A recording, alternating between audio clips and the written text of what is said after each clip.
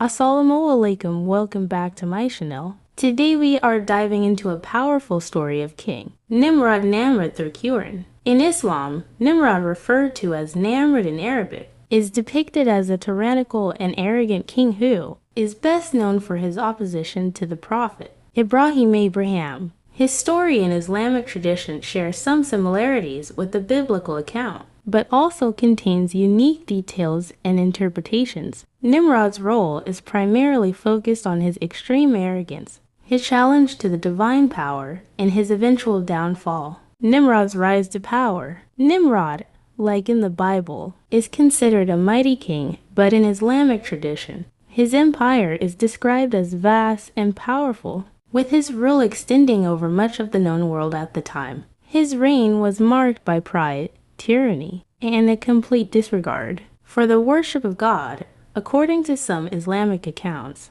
he was a king who believed in his own godlike power and saw himself as superior to others, including divine beings. In Islamic traditions, Nimrod is often considered a disbeliever kafir who ruled with arrogance and oppression. He is described as one of the kings who was responsible for the construction of monumental structures and systems, potentially including the construction of great cities, similar to what is described in the Bible with the Tower of Babel. His arrogance led him to believe that he was invincible and that no one could challenge his authority, including God. The conflict with Abraham. The central aspect of Nimrod's story in Islam revolves around his confrontation with Abraham. According to Islamic belief, Abraham was a prophet chosen by God to guide people back to the worship of the one true God. Nimrod, on the other hand, was a ruler who promoted polytheism and idol worship.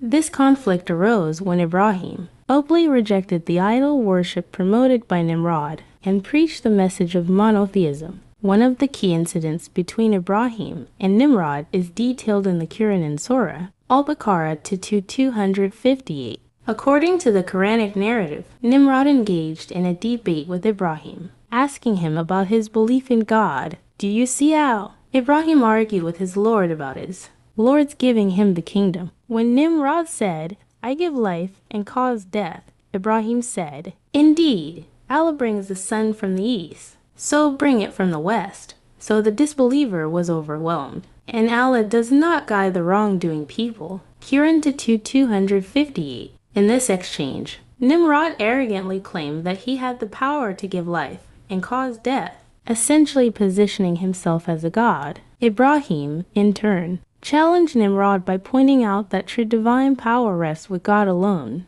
He asked Nimrod to make the sun rise from the west if he truly had divine control over life and death, effectively demonstrating Nimrod's impotence and the supremacy of God. Nimrod's reaction. According to Islamic tradition, instead of humbling himself, Nimrod became enraged by Abraham's bold challenge to his authority. In some accounts, Nimrod tried to execute Abraham by throwing him into a fire. This event is similar to the story in Jewish tradition, where Nimrod orders the fiery furnace to be lit for Abraham, though in the Quran, the fire is not mentioned in detail. The fire that Nimrod ordered to burn Abraham miraculously turned cold and harmless for the prophet, and Abraham was unharmed, a sign of God's divine protection. This miracle further humiliated Nimrod, who still refused to recognize the power of God. Nimrod's downfall. The ultimate fate of Nimrod, according to Islamic tradition, is tied to his arrogance and refusal to acknowledge the authority of the one true God.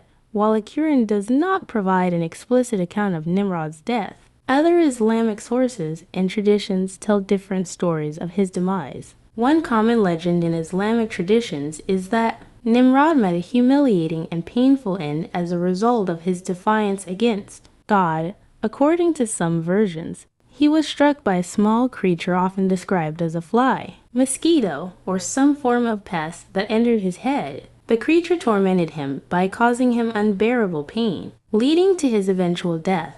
This tale symbolizes the futility of human power in the face of God's will and the vulnerability of even the mightiest of tyrants. In another version, Nimrod's death comes when God sends a series of events, such as a storm or swarm of insects, that overwhelm him and lead to his downfall. The story of his death emphasizes the theme of divine retribution and serves as a cautionary tale about the dangers of arrogance and the refusal to submit to God's will. Symbolism and legacy. Nimrod's story in Islam, much like in the Bible, serves as a powerful example of pride, oppression, and defiance against God. He is depicted as a symbol of tyranny and arrogance, someone who believes his power is above all else and who seeks to challenge the authority of the Creator. His fate is a reminder of the consequences of arrogance and the ultimate supremacy of God's power over all things. The story of Nimrod, especially in relation to Ibrahim, is often used in Islamic teachings to underscore the importance of humility, submission to God's will,